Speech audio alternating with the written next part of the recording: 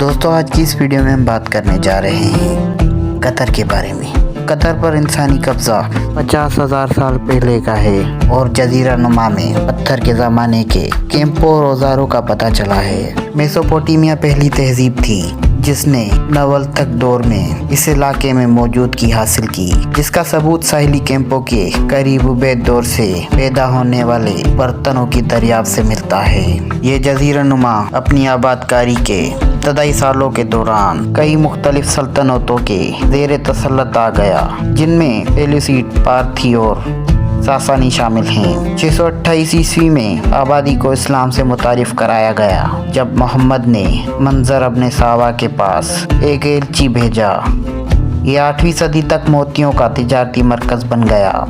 عباسی دور میں کئی بستیوں کا عروج دیکھا گیا۔ 1783 میں بنی اتبا اور دیگر عرب قبائل نے بحرین کو فتح کرنے کے بعد آل خلیفہ نے بحرین اور سرزمین قطر پر اپنا اختیار مسلط کر دیا۔ آنے والی صدیوں کے دوران قطر نجد کے وہابی اور آل خلیفہ کے درمیان تنازع کا مرکز رہا۔ عثمانیوں نے 1871 میں مشرقی عرب میں اپنی سلطنت کو پہلی جنگ عظیم کے آغاز کے بعد 1915 میں اس علاقے سے دستبردار ہو گئے۔ 1916 میں قطر برطانوی محافظ بن گیا اور عبداللہ ثانی نے ایک معاہدے پر دستخط کیے جس میں یہ شرط عائد کی گئی کہ وہ صرف سمندری جارحیت سے تحفظ اور زمینی حملے کی صورت میں حمایت کے عوض اپنا علاقہ انگریزوں کو دے سکتا ہے۔ 1934 کے معاہدے نے زیادہ وسیع تحفظ فراہم کیا۔ 1935 میں قطر انرجی کو تیل کی 75 سالہ رعایت دی گئی اور 1940 میں تخان میں اعلیٰ معیار کا تیل دریافت ہوا۔ 1950 اور 1960 کی دہائیوں کے دوران تیل کی بڑھتی ہوئی آمدنی سے خوشحالی، تیزی سے امیگریشن، خاطر خواہ سماجی ترقی اور ملک کی جدید تاریخ کا آغاز ہوا۔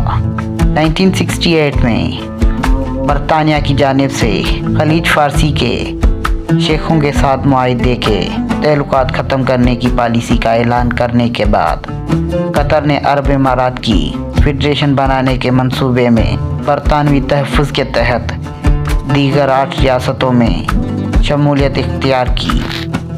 1971 کی اوسط تک جیسے جیسے برطانوی معاہدہ تعلقات کے خاتمے کی تاریخ قریب آئی، 9ویں تک اتحاد کی شرائط پر متفق نہیں ہوئے تھے۔ اس کے مطابق قطر نے 3 ستمبر 1971 کو اپنی آزادی کا اعلان کیا۔ جون 1995 میں نائب امیر حماد بن خلیفہ اپنے والد خلیفہ بن حماد کے بعد امیر بنے۔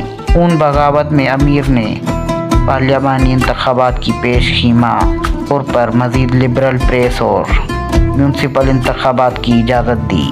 ایک نیا آئین اپریل 2003 میں عوامی ریفرنڈم کے ذریعے منظور کیا گیا اور جون 2005 میں نافذ ہوا۔